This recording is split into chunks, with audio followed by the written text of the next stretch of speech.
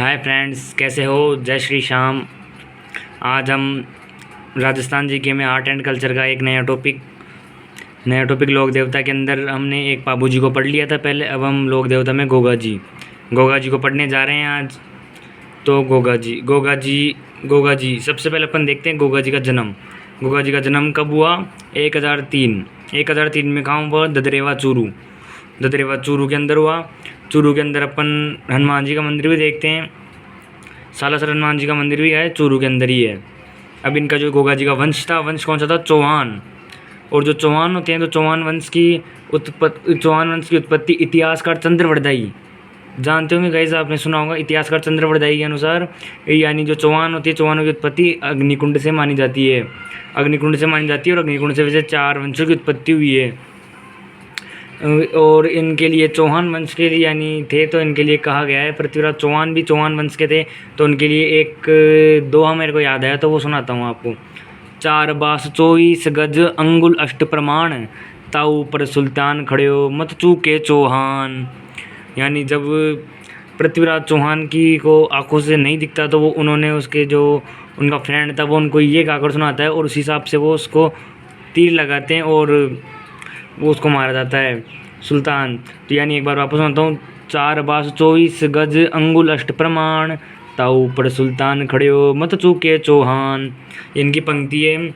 और इनके जो पिता है, पिता कौन है? जेवर सिंह जी। माता बांसल दे। और इनकी जो पत्नी है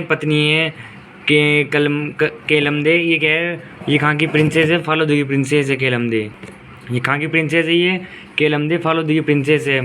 पर गोगा जी यानी इनकी माता पिता इनके गोगा जी का जन्म यानी इनके जो माता पिता थे जेवर सिंह और बांसल दे, तो इनके कोई बहुत लंबे समय तक संतान प्राप्ति नहीं हुई, पुत्र प्राप्ति नहीं हुई। तो ये चिंता में आ गए कि अब क्या करें, क्योंकि सबको चाहत होती है कि इसकी माता को भी चाहती है कि इसको कहने वाला कोई बेटा हो। तो फिर इनके घर पर एक बार क्या होता है, एक महाराज पधारते हैं, गोरखनाथ जी महाराज पधारे और उन्होंने इनकी जो माता बांसल देती है इनको एक गूगल का फल दिया जिससे इनको क्या हुई? पुत्र रत्न की प्राप्ति हुई। जिससे इनको पुत्र रत्न की प्राप्ति होती है, इसलिए इनका नाम पड़ गया गोगा जी। इनको पुत्र रत्न की प्राप्ति होती है, इससे इनका नाम क्या पड़ गया? गोगा जी पड़ गया। और यानी ये बात कहाँ तक सच है ये हमने भी बस पढ़ी है। अब इसमें जितनी सच है कितनी झूठ है ये वो किसी को नहीं पता है। बस इस वजह से इनका नाम गोगा जी रखा था। रखने को तो और कुछ भी रख सकते थे, परंतु इनकी उत्पत्ति जो गूगल का फल होता है, गूगल के फल से इनकी उत्पत्ति मानी जाती है, इसलिए इनको गोगा जी कहा गया है।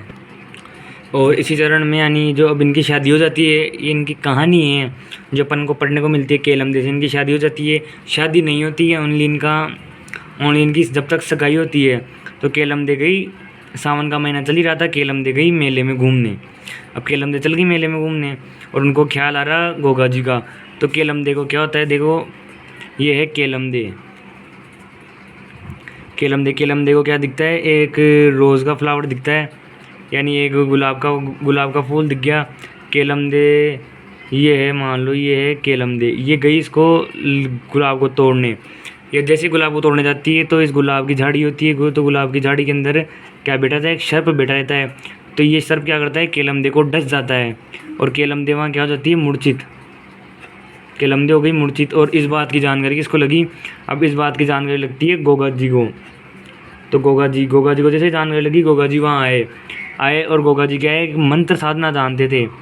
कौन साधना जानते थे? गोगा जी मंत्र साधना जानते थे। गोगा जी ने सोचा अब क्या करें, तो गोगा जी सबसे पहले मंत्र साधना जानते थे। तो मंत्रों के वश के अंदर ही होता है, क्योंकि आपने सुना है भगत के वश में हैं भगवान। तो गोगा जी ने सबसे पहले क्या करा? मंत्र साधना के लिए एक तो लाए भट्टी, और ये गैस, और ये क्या लिया? एक भट्टी लेकर आ गए। इस भट्टी में बढ़ लिया फॉर्चून के तेल के पीपे डाल दिए इसके अंदर। फॉर्चून के तेल के पीपे डालकर एकदम गर्म हो गई और वो गोगा जी ने चालू कर दी मंत्र साधना। क्या चालू कर दी? गोगा जी ने मंत्र साधना चालू कर दी। अब गोगा जी के मंत्र साधना का प्रभाव इतना कि जो आसपास के जितने भी सांप वगैरह थे, जो आकर कहाँ गिर रहे, इस भट्टी में गिरने लग गए और जल कर नष्ट होने लग गए। अब इस बात की जानकारी किसको लगी? इस बात की जानकारी लगी जो नागों का देवता, यानी जो नागों का राजा होता है, कौन होता है? तक्षक। नागों का राजा कौन होता है? तक्षक। और अगर आपको पता नहीं होगा, पर यानी नागों का भी एक क्या कौन सा है, एक अलग अलग लोक होता है। अपन रहते हैं पृथ्वी के ऊपर, पृथ्वी के नीचे नीचे 6 लोक है, और पृथ्वी के ऊपर क्या है? 7 लोक ये होता है। तो इनमें से एक है नागलोक। नागलोक में तक्षक को ध्यान चला कि गोगा जी मंत्र साधना जानता है और ऐसे कर रहा है, तो गोगा जी ने सबसे पहले जिस सांप ने इनको डसा था उसको बुलाया। तक्षक ने बुलाया कि भाई इधर आ, इधर आ। सांप गया, भागा भागा। क्या हुआ? तक्षक ने बोला किसको डस कर आया? उसने बोला केलमदे को। तो उसने बोला कि इसको क्यों डस कर आया है? ये गोगा मंत्र साधना जानता है, अभी अपनी पूरी प्रजाति को ख़त्म कर देगा। देख तेरे भाई वगैरह भी जा रहे हैं इसकी, क्योंकि मंत्र साधना में इतनी शक्ति होती है कि यानी ये सबको वश में कर सकता है। और तक्षक बोला कि अगर थोड़ी देर में गोगा को रोका नहीं गया तो अभी मेरा खुद का भी नंबर आ जाएगा, तो तू जा जल्दी से। फिर जो तक्षक ने इसको, जो सर्प ने केलमदे को डसा था, उसको बोला। फिर वो वापस गया और केलमदे से जाकर अपना जो जहर था वो वापस लिया। अपना जहर था जो वापस लिया। फिर जो तक्षक थे, यानी जो ये कहानी है, यानी जो तक्षक थे फिर वो गोगा जी के सामने आए, गोगा जी के सामने प्रकट हुए। और गोगा जी को उन्होंने कहा कि आज से क्या, उन्होंने गोगा जी को क्या कहा कि आज से अगर कोई भी हमारी प्रजाति का कोई भी सर्प या आपका नाम ले लेगा या आपके नाम का धागा बांध लेगा, तो उसका जहर स्वतः ही नष्ट हो जाएगा और स्वतः ही उतर जाएगा। तो ये तक्षक ने बोला गोगा जी को, इसलिए गोगा जी को शापों का देवता भी कहा जाता है। ये है गोगा जी की और केलमदे की कहानी। तो देखिए गाइस, हमने समझी है जो इनकी जो मान्यता होती है, मान्यता किस टाइप से थी गोगा जी की और केलमदे की, यानी जो ये कहानी थी इस हिसाब से अपन को मान्यता है, हमने भी बस पढ़ी है। अब इसमें भी कितनी ज़्यादा सच्चाई है वो कोई कुछ भी नहीं बोल सकता अभी। उसके बाद में आप देखिए, अब एक नोट है, इम्पोर्टेंट चीज़ है, लोक देवता गोगा जी का युद्ध। अब जो लोक देवता गोगा जी उनका युद्ध कब हुआ? युद्ध महमूद गजनबी से हुआ। लोक देवता गोगा जी का युद्ध महमूद गजनबी से हुआ। किससे हुआ? महमूद गजनबी से। और ये तो कौन है? ये तो महमूद गजनबी है। और एक आपने पढ़ा होगा महमूद खिलजी, पढ़ा होगा आपने, जो महमूद खिलजी, ये किससे युद्ध करता है? महमूद खिलजी युद्ध करता है महाराणा कुंभा से। और ये महाराणा कुंभा से क्या होता है? महमूद खिलजी होता है जो महाराणा कुंभा से मालवा का युद्ध होता है, तो मालवा के युद्ध में पराजित हो जाता है। और फिर महाराणा कुंभा ने मालवा के युद्ध में पराजित होने के यानी उसको पराजित कर विजय के उपलक्ष्य के अंदर क्या बनाता है? कि विजय स्तंभ की स्थापना करता है। और विजय स्तंभ की स्थापना करता है जो 9 मंजिला इमारत होती है, 9 मंजिला इमारत है जो भगवान विष्णु को समर्पित है। तो ये तो था महमूद गजनबी और ये है महमूद खिलजी। दोनों में डिफरेंस समझिए और चीज़ों को कनेक्ट कर पढ़िए, क्योंकि आप जितना ज़्यादा कनेक्ट करेंगे ये उतना ज़्यादा आपके लिए जल्दी याद होगा और जल्दी ज़्यादा फ़ायदा होगा। ऐसे नहीं कि बस अपन गोगा पढ़ रहे हैं तो गोगा ही गोगा में दिमाग है और कहीं नहीं है। क्योंकि इस वीडियो को या यानी मेरे माध्यम से कि जितने भी ये रीट SSC जितने जो भी बच्चे पढ़ रहे हैं, लैब असिस्टेंट के, पटवार के, उन सबको फ़ायदा हो, तो उस हिसाब से मेरे को पढ़ाना पड़ता है। ठीक है, यानी और जो महमूद गजनबी था, महमूद गजनबी ने गोगा जी की जो वीरता थी उसको देखकर उनको 2 नाम दिए, जहर पीर या जहर पीर। 2 नाम दिए थे। 2 नाम उनके नाम से प्रसिद्ध भी हुए और युद्ध करते। और गोगा जी के लिए देखो, अब गोगा जी युद्ध करते समय गोगा जी का जो वीर गति को प्राप्त हुई और उन गोगा जी का जो सिर था, गोगा जी का जो सिर तो गिरा चूरू के अंदर गिरा। और चूरू का यानी प्राचीन नाम क्या था? दोनपुर। अब चूरू का प्राचीन नाम दोनपुर कैसे पड़ा? क्योंकि पहले के ज़माने में क्या है, यानी जो शिक्षा लेते थे तो अपने गुरु को दक्षिणा देनी पड़ती थी। तो यानी द्रोणाचार्य से किसने ली थी? कौरवों ने, पांडवों ने ली थी। तो यानी शिक्षा लेने के बाद में उन्होंने क्या करा, एक इनको ज़मीन का टुकड़ा दिया, जिसको द्रोणाचार्य ने खुद के नाम से बसाया था। तो उसका नाम पहले द्रोणपुर था, फिर बाद में ये बदलकर अब क्या हो गया, वर्तमान में क्या है? चूरू। तो यानी ये जो इनका जो सिर है वो गिरा शीर्षमेढ़ी चूरू के अंदर गिरा था। इनका गोगा जी का जो सिर लड़ते समय शीर्षमेढ़ी चूरू। और अपन चूरू के अंदर ही देखते हैं ताल छापर अभ्यारण्य। कौन सा अभ्यारण्य देखते हैं? ताल छापर अभ्यारण्य, जो काले हिरण के लिए प्रसिद्ध। ताल छापर अभ्यारण्य देखते हैं जो किसके लिए प्रसिद्ध है? काले हिरण के लिए प्रसिद्ध है।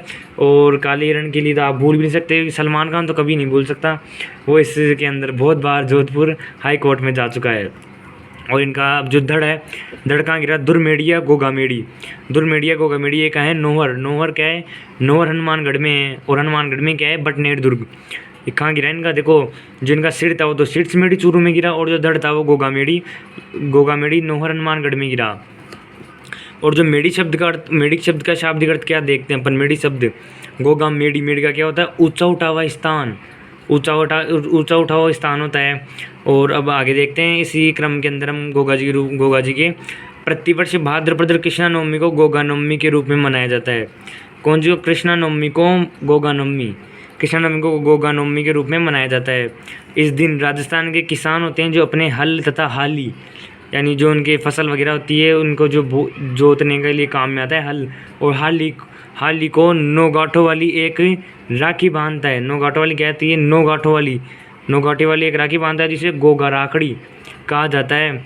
और जो गोगा राखड़ी, उसको अपन गोगा, यानी 9 गांठों वाली किसान होता है जो एक राखड़ी बांधता है, उसे गोगा राखड़ी कहा जाता है। इस अवसर पर गोगा जी ओल्डी सांचौर जालोर या गोगामेड़ी नाहौर में एक मेला बढ़ता है। यानी कौन से दिन, प्रतिवर्ष भाद्रपद कृष्णा नवमी को नौहर हनुमानगढ़ में, गोगामेड़ी नौहर हनुमानगढ़ और सांचौर जालोर, इन 2 जगह मेला बढ़ता है। सांचौर जालोर और गोगामेड़ी नौहर हनुमानगढ़ में गोगा जी का मेला बढ़ता है। अब गोगा जी की फड़ का वाचन करते समय डेरू नामक वाद्य यंत्र बजाया जाता है। डेरू डमरू के जैसा होता है, और एक डेरू नामक वाद्य यंत्र बजाया जाता है। इनका जो स्थान होता है, इनका थान या स्थान कहाँ होता है, खेजड़ी वृक्ष के नीचे होता है। जब भी तो बोलते हैं गाँव गाँव गोगो, गाँव गाँव खेजड़ी, ये कहावत भी सुनी होगी अपने। तो इनका जो स्थान होता है वो खेजड़ी वृक्ष के नीचे माना जाता है। इसी क्रम में हम आगे देखते हैं, यानी लोक देवता गोगा जी की जो 17वीं पीढ़ी थी, यानी इनकी बहुत सारी पीढ़ियाँ हुई, पर इनकी जो 17वीं पीढ़ी थी ना, लोक देवता गोगा जी, कौन सी पीढ़ी, 17वीं पीढ़ी, कायम सिंह चौहान नाम का एक व्यक्ति हुआ। इनकी जो 17वीं पीढ़ी थी, 17वीं पीढ़ी के अंदर कौन सा व्यक्ति हुआ, कायम सिंह चौहान। क्या हुआ, कायम सिंह चौहान नाम का व्यक्ति हुआ, जिसे जबरन इस्लाम कबूल करवाया गया। जिसे, यानी वो था तो हिंदू, पर उसको जबरन इस्लाम कबूल करवा दिया गया। अब उसके बाद में जो उसके जितने भी वंशज हुए वो क्या, सारे के सारे क्या कहलाए, कायम खानी मुस्लिम। उसके बाद में जितने भी वंशज हुए वो वंशज क्या कहलाए, बाद में कायम खानी मुस्लिम कहलाए। अब यानी कायम खानी मुस्लिम कहलाए। अब राजस्थान के शेखावटी क्षेत्र में कायम खानी मुस्लिम आज भी गोगा जी को अपना ही पूर्वज मानते हैं। जो शेखावटी क्षेत्र के अंदर रहते हैं तो उसको अपना क्या मानते हैं, गोगा जी को आज भी अपना क्या मानते हैं, पूर्वज मानते हैं। कायम खानी मुस्लिम आज भी गोगा जी को अपना पूर्वज मानते हैं। इनके जो मंदिर है, इनके मंदिर को मकबरे का आकार, जो गोगा जी का मंदिर था उसको मकबरे का आकार किसने प्रदान किया, इनके मंदिर को मकबरे का आकार फिरोज शाह तुगलक ने, जो फिरोज शाह तुगलक था तो तुगलक ने प्रदान किया। तुगलक ने फिरोज शाह तुगलक क्या करा, ये युद्ध लड़कर आया था। अब युद्ध लड़कर आया था तो ये शांति के लिए आ गया ये हनुमानगढ़ की तरफ। कहाँ गया ये, हनुमानगढ़ की तरफ आ गया। अब शांति के लिए आ गया। अब अभी जंगल में घूमने गया तो शैतान का दिमाग खाली, यानी शैतान का दिमाग कुछ ना कुछ करता ही है। तो अभी जंगल में गया और इसने यानी एक डंडा उठा लिया। अब डंडा उठा लिया तो इसने ज़मीन पर यानी अपना नाम या कुछ लिखने के लिए ज़मीन पर कर रहा था ये। तो इसको एक नेम प्लेट दिखी इसको एक। अब नेम प्लेट दिखी, नेम प्लेट के अंदर क्या था लिखे हुआ, गोगाजी था। तो उसके अंदर क्या था, गो तो मिट गया और रह गया गाजी। तो इसने यानी जो फिरोज़ खां तुगलक था, इसने सोचा कि पहले यहाँ पर जीर्ण अवस्था में एक मंदिर था और नेम प्लेट मिल गई गाजी। तो इसने सोचा कि यहाँ पर पहले कोई संत की या पीर फ़कीर की कोई यानी दरगाह होगी। तो इसने क्या करा, उसको जो मंदिर था मंदिर को दरगाह में बदल दिया। जब तो ये लिखा है मंदिर को मकबरे का आकार या दरगाह का आकार फिरोज़ शाह तुगलक ने दिया, इसलिए दिया गया था। और उसका जो मंदिर का जो मुख्य द्वार है, मुख्य द्वार के ऊपर क्या लिखवाया गया था, शब्द मिलता है बिस्मिल्लाह। बिस्मिल्लाह का मतलब होता है स्वागत, ऐसा कुछ होता है। यानी उसके ऊपर और बाहर अंकित करवा दिया बिस्मिल्लाह, और फिर वापस चला गया। अब वर्तमान के अंदर यानी क्या करा, जो गंगा सिंह थे ना, उन्होंने वापस इसको मंदिर में परिवर्तित कर दिया। और वर्तमान में ये मकबरे की जगह मंदिर ही है, क्योंकि शुरू में भी गोगा जी का मंदिर था और ये अब भी मंदिर ही है। ये थी इनकी मकबरे में बदलने की कहानी। हम एक ही गोगा जी के वंशज हम एक और है, उनको और देखते हैं आज। केसरिया कुंवर जी, आपने नाम भी सुना होगा, काफ़ी ये भी प्रसिद्ध है पर इनका प्रचलन कम है। केसरिया कुंवर जी लोक देवता गोगा जी के पुत्र और ये लोक देवता जो गोगा जी थे उनके पुत्र थे। और ये भी करते 10 सर्पदंश से पीड़ित व्यक्ति का उपचार करते थे, यानी जो सांप जिसको डस जाए कर जाए उनका उपचार करने का काम भी इनका ही था। और इनके मंदिर के ऊपर सफ़ेद रंग की ध्वजा